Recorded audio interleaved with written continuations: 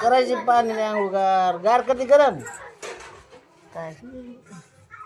हा गरम पाण्याने करायची हा ती पाण्याची सावरगावला गेली का नाही हा सावरगावला नाही गेले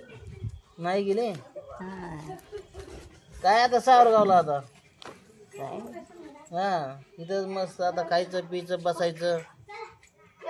हा पोरगी होती ना तिथं आहे कोणची आमच्या घाट हा